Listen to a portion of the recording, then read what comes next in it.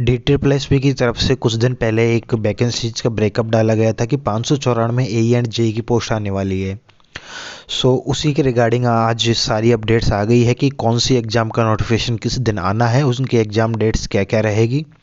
तो ये एक पूरा कैलेंडर डाला गया है ईयर का 2022 का कि कौन कौन सी एग्ज़ाम DSSP कंडक्ट करवाएगा। और तो इस वीडियो को देखिए, कुछ काफ़ी सारी इंपॉर्टेंट पॉइंट आपको मैं यहाँ पे बताता हूँ। तो आप सबसे पहले देख पा रहे होंगे यहाँ पे लिखा हुआ है JE civil and issue of advertisement is 1/1/2022, मतलब 1 जनवरी को से लेके 10 जनवरी के बीच में इसका जो नोटिफिकेशन है, एडवर्टीजमेंट है, वो यहाँ पे जारी कर दिया जाएगा। एग्जाम डेट के बारे में लिखा है कंडक्ट ऑफ टीयर 1 एग्जाम 1 मार्च से लेके 31 मार्च, मतलब मार्च के महीने में आपका एग्जाम होगा, ये कन्फर्म हो चुका है।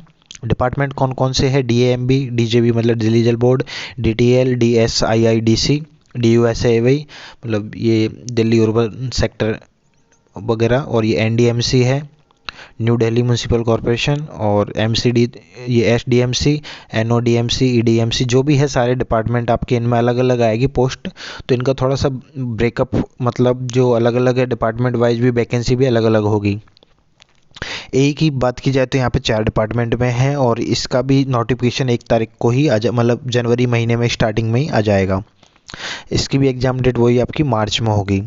देन अगर हम यदि नीचे जाए तो यहाँ पे आपके ड्राफ्ट्समैन जो है, इनकी भी यहाँ पे देखा जाए तो ये आएगा अप्रैल में, और एग्ज़ाम हो जाएगा आपका जून में।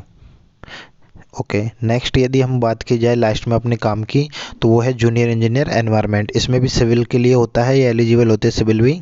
और यहाँ पे इसका नोटिफिकेशन आएगा 1 अगस्त को, और इसका जो एग्ज़ाम डेट होगा वो होगा अक्टूबर में। ठीक है। और एक चीज़ यहाँ पे कुछ लोग जो बार बार कंफ्यूज हो रहे हैं, मैं बता देता हूँ कि ऐसा कुछ नहीं है। यहाँ पे डिप्लोमा और बीटेक दोनों एलिजिबल है। जहाँ पे मिनिमम क्वालिफिकेशन लिखा हुआ है वो जो वर्ड लिखा हुआ है वो एसेंशियल है, वहाँ पे सॉरी मिनिमम है।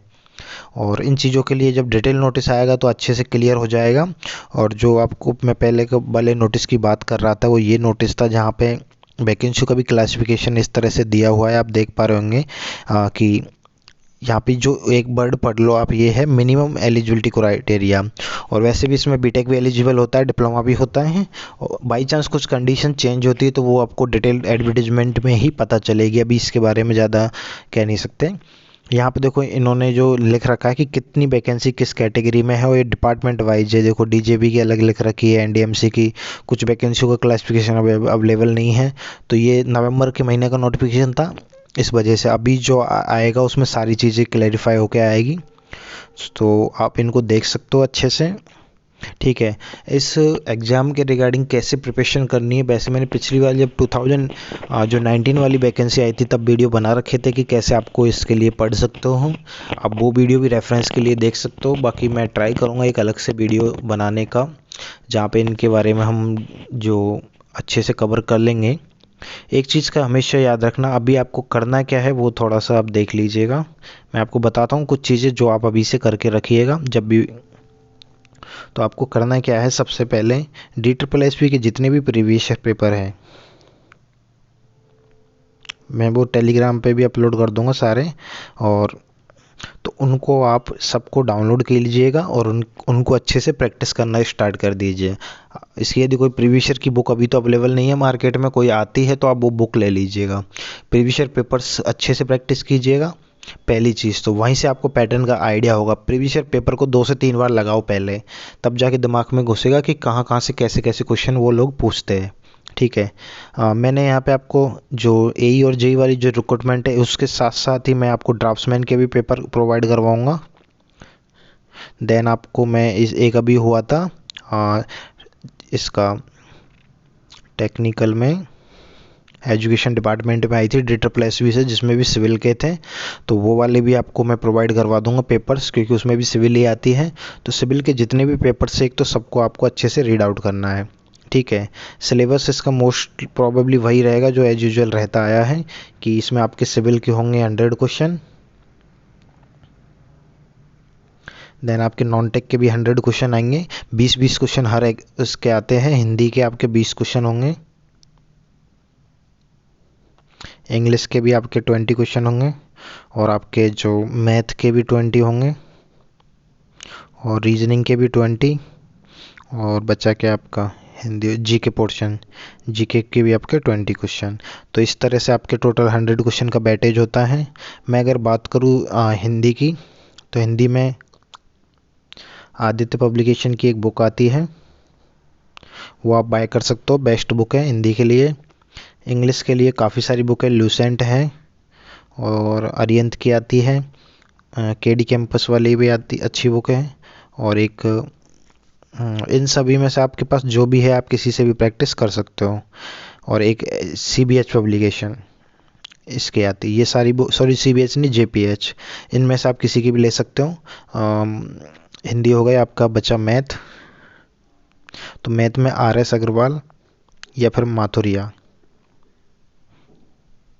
या फिर जो गगन प्रताप सर हैं उनके भी बुक आती है, या फिर जो राकेश यादव सर हैं उनमें से किसी की भी आप इनमें से एक बुक, कोई भी, सारी बुक अच्छी है, सिर्फ एक बुक इनमें से कोई भी। देन आपका बचा क्या है यहाँ पे, रीजनिंग के लिए आप कोई भी बुक लेके प्रैक्टिस कर लो, माथुरिया या अग्रवाल भी अच्छी है, बस कोई भी ले लो, एनी। रीजनिंग ज़्यादा टफ नहीं आती, ईजी आती है, हो जाएगा। रीजनिंग के बाद में आपका बचा क्या, जीके पोर्शन।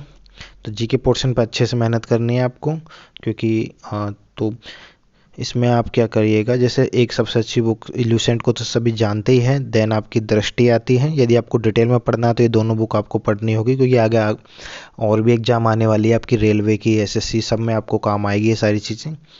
और देन आपके अरियंत की बुक है, तो अरियंत की बुक भी आप काम में ले सकते हो। यहाँ पे जो मनोहर पांडे आती है अरियंत की, वो एकदम शॉर्ट में है, तो यदि आपके पास टाइम कम लगे तो आप उसको भी अच्छे से कर लीजिएगा, तब भी आपके ठीक ठाक नंबर आने की पॉसिबिलिटी रहेगी। बाकी देखो, नंबर अच्छे लाने तो आपको इन दृष्टि या लूसेंट में से कोई भी एक बुक लेके उनको डिटेल में रीड आउट करना है और आपको क्वेश्चंस प्रैक्टिस करने हैं। एक अच्छी MCQ बुक लेके उससे क्वेश्चन भी लगाने हैं बाद में, ठीक है। और हिंदी, इंग्लिश, मैथ, रीजनिंग सारी चीज़ें हो गई है आपकी। अब बचा सिविल वाला पोर्शन। तो सिविल में आपको सबसे पहले कोई भी एक प्रीवियस ईयर की बुक लेनी है, ठीक है। प्रीवियस ईयर बुक होने के बाद में आपके जो, उसके बाद में आपको आपके नोट्स पढ़ो, और एक आप हैंड बुक ले लीजिएगा, सिविल बूस्टर मस्ट, ये तो आपको लेनी ही है। और देन आफ्टर आपको प्रैक्टिस करनी है, तो एक SSC JEE प्रीवियस ईयर आती है, JEE लेवल के लिए ये बेस्ट बुक है, सिविल बूस्टर हैंडबुक और SSC JEE IAS मास्टर, ये 2 बुक कर लोगे, और साथ में आपकी ऑलराउंडर गुप्ता एंड गुप्ता, इनको कर लोगे तो सिविल का आपका पोर्शन ईजिली क्लियर हो जाएगा। AE लेवल के लिए भी वैसे ज़्यादा प्रॉब्लम आती नहीं है, जो AE वाला पेपर होगा उसमें भी मैंने देखा है लेवल ऑलमोस्ट सेम रहता है, ठीक है। तो सेम लेवल या कि आपको ज़्यादा प्रैक्टिस करनी है तो इन सब बुक AE के हिसाब से तो इन सब बुकों को इग्नोर कर दीजिएगा, आप फिर लीजिएगा हाँ, जो एक तो हैंडबुक प्लस यूथ AE 22,000 वाला एडिशन, बस। इसके अलावा और कुछ मत बाई कीजिएगा, ठीक है। और प्रीवियस पेपर अब जो भी अवेलेबल हो वो आप देख लीजिएगा, DSSB के, जिसमें दिल्ली के पेपर आ जाए सारे। DDA से भी आपकी वैकेंसी आने वाली है, तो देख लेना कोई भी बुक जिसमें DSSB मिल जाए, DDA मिल जाए, DMRC वगैरह, तो आपको उस हिसाब से आपकी प्रिपरेशन, तो पेपर सारे लगा लेना इनको। मैं एक चीज़ कहना चाहूँगा आपको, ये अभी मुझे सही पॉइंट याद आ गया, आपको क्या करना है, साथ साथ में DDA, DMRC और DSSB, इन तीनों के ही पेपर लगा लेना, क्योंकि ऑलमोस्ट पेपर बनाने वाले लोग वही होते हैं, तो सिमिलर पैटर्न ही फॉलो होता, ज़्यादा फर्क नहीं होता। फिर भी आपको ये तो मस्ट है, इसको तो आपको लगाना ही है पेपर इसके सारे, ओके। सो ये थोड़ा सा मैंने आपको आइडिया दिया था ताकि आप अभी से ही प्रिपरेशन स्टार्ट कर सको, नोटिफिकेशन आने की इंतज़ार मत करो, और आप प्रिपरेशन आपकी स्टार्ट कर सकते हो यदि अभी। और आपको कोई भी इसके रिगार्डिंग हेल्प की नीड है, स्टडी मटेरियल वगैरह सारी चीज़ें, तो वो मैं उसके लिए मैं आपके पास हूँ, आप मुझे टेलीग्राम पे मैसेज छोड़ सकते हो, तो वहाँ से आपको मैं प्रोवाइड करवा दूँगा, जो भी चीज़ आपको नीड है आप मुझे वहाँ पे मैसेज कर देना। Thank you.